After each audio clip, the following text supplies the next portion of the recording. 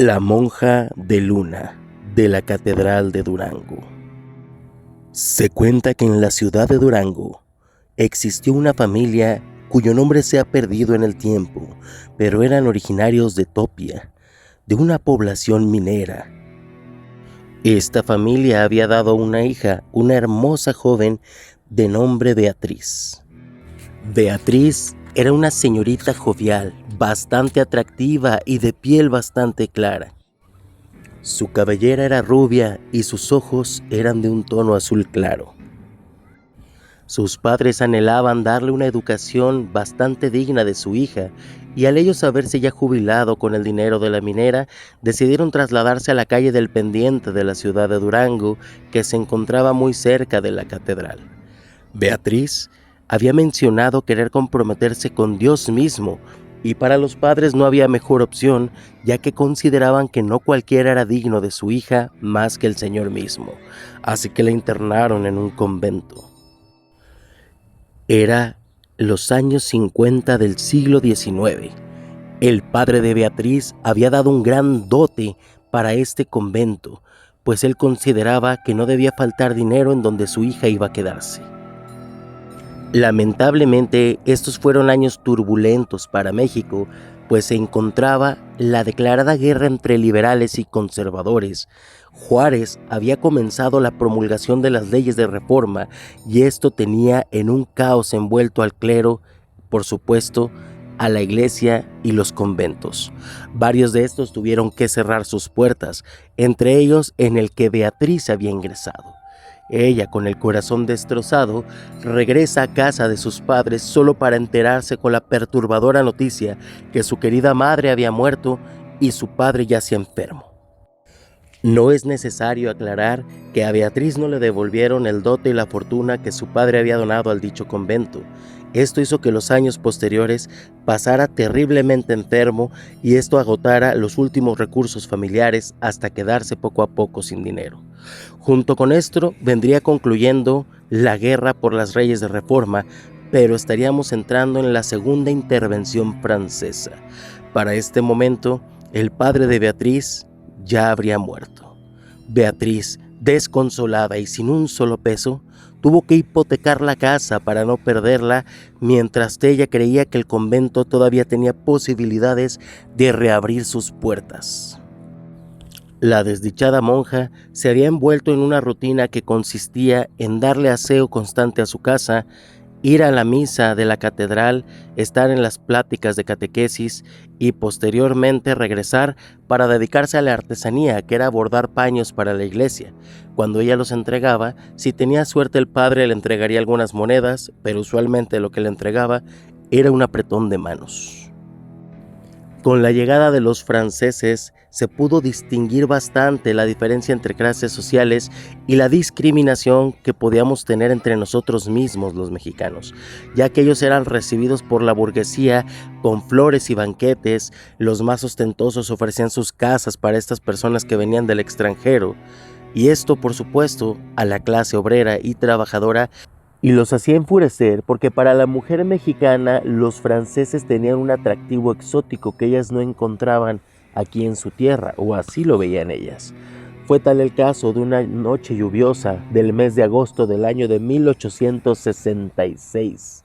Se encontraba en una cantina un joven que se iba a encontrar con su novia, pero fue cuando un francés de nombre Fernando se acercó a ella con las mismas intenciones de pretenderle conquistarla.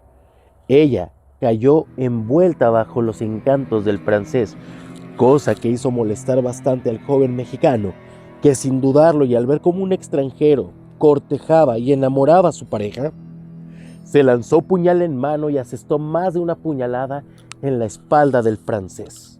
Este, al sentirse agredido y saber que no iba a ser respaldado por ningún otro mexicano que se encontrara ahí, salió corriendo de la cantina manchando de sangre las paredes de cantera de Durango y recorriendo los pasillos empedregados con tal de huir de su agresor.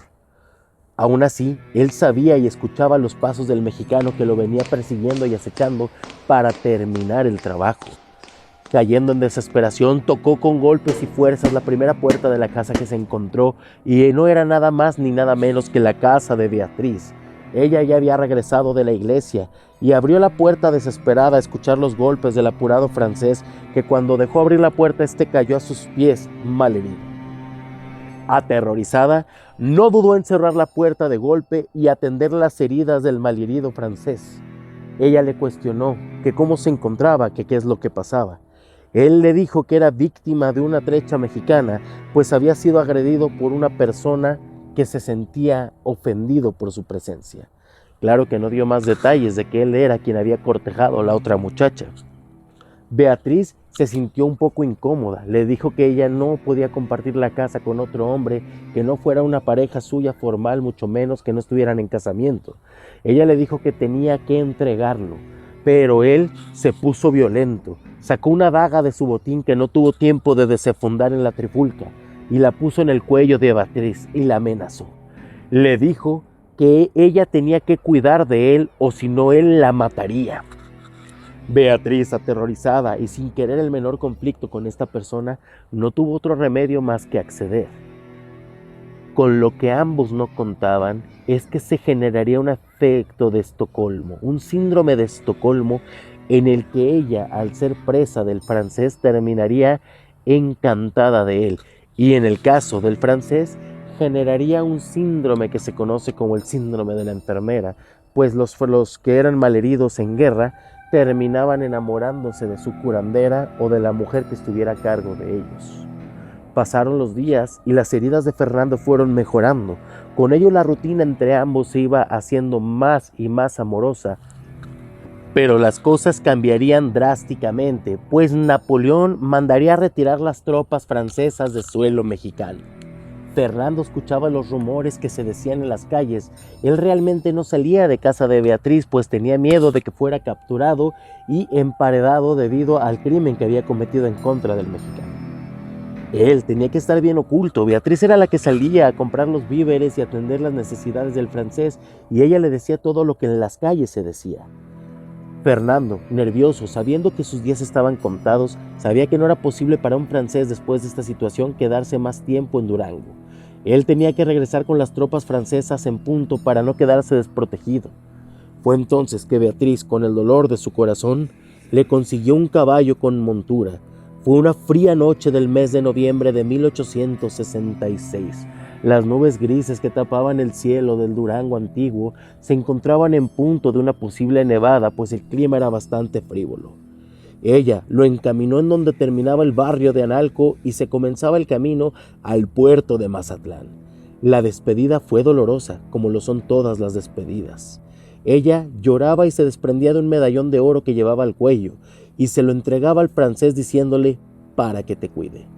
Fernando montó el corcel y le dijo que él tendría un permiso expreso de Francia para regresar a los brazos de su amada, y garantizó que esto no era una despedida sino un hasta luego. Beatriz regresaba bajando por la actual calle de Belisario Domínguez, llorando, sufriendo la despedida nocturna que había tenido de su amado. Se dirigió a la catedral y subió por las torcidas escaleras hasta el campanario. Ella se arrodilló frente al campanario vista a la fachada principal de la catedral. Veía el horizonte y ya imaginaba a su amado montando el corcel, despidiéndose de la tierra de los alacranes. Juntó sus manos en oración mirando al cielo, el cielo que comenzaba a despejarse de los nubarrones grises y comenzaba a verse estrellado, y a la luz de la luna ella alzó una plegaria.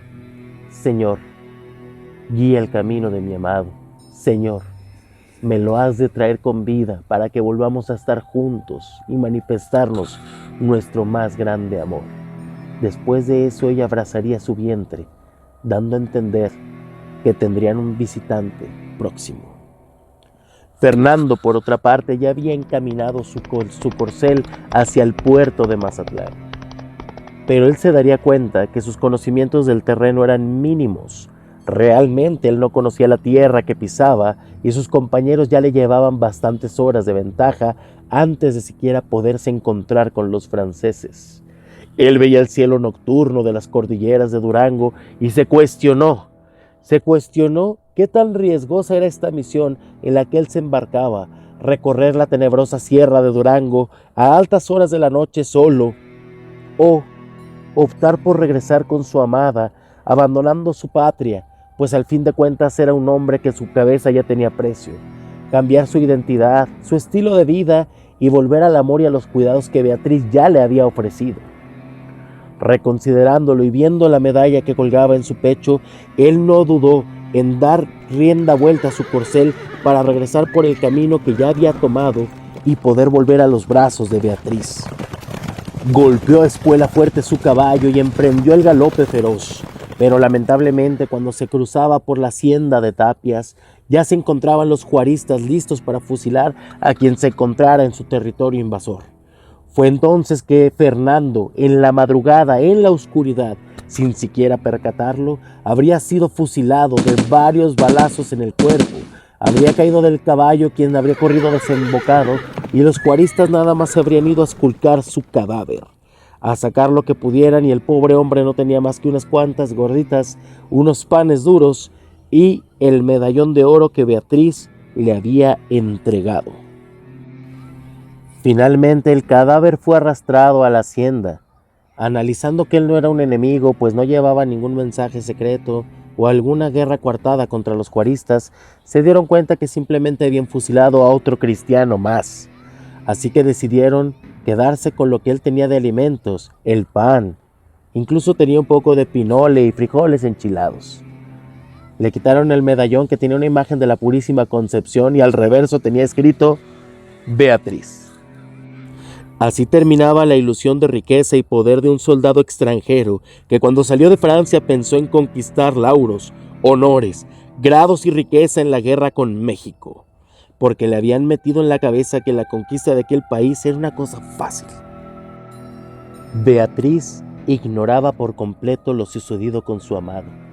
Ella regresó a su rutina. Ella bordaba para la iglesia, iba al catecismo, limpiaba la casa interminable que aún seguía hipotecada. Extrañaba a Fernando con todo su corazón. Ella sabía que a veces para obtener los milagros se debe sufrir, o es lo que la fe dicta. Subía al campanario de la catedral y veía a la distancia donde termina el barrio de Analco cómo comenzaba el camino al puerto a Mazatlán, recordando a su amado jinete montando el corcel en la noche, sin imaginar que ahorita ya estaba sepultado en la hacienda de Tapias. Lloraba y le rezaba a Dios, tráelo de vuelta conmigo. Ella sabía que no sería pronto, pues lo último que supo Beatriz es que Fernando iba a Francia a pedir un permiso para regresar a México con bien. Le daba semanas, cuando mucho algunos meses. Pero después de aquel frío noviembre, ya venía entrada la primavera, ya habían pasado los meses y Beatriz ya tenía un vientre de embarazo avanzado, fruto claramente de Fernando. Lo esperaba y lo esperaba hasta que se había convertido en una terrible obsesión. Ella todas las noches se quedaba hasta tarde en el campanario, orando y rezando por ver a su amado llegar a la distancia por el horizonte, en su caballo, diciéndole que su amor ya podía ser consumado. Pero no fue así. Fue una triste mañana que un sacristán, al sonar de las campanadas de las 5 de la mañana, abrió las puertas del atrio de la catedral y se encontró con la horrorosa imagen de Beatriz impactada contra el suelo. Claramente había caído desde lo más alto del campanario. Ella ya se encontraba desfigurada y lo que habría sido el nacimiento, el fruto de su amor con Fernando, ya se ha muerto con ella también. Fue una imagen completamente horrorizante que el sacristán jamás podría olvidar. Todas las noches de plenilunio se ve la silueta de la monja vestida de blanco, que en el campanario de la torre izquierda de la catedral de Durango, de rodillas contempla al occidente, implorando el retorno de su amado. Gracias por escuchar esta leyenda. Nos vemos la próxima semana con otra leyenda del Darktoberfest 2022.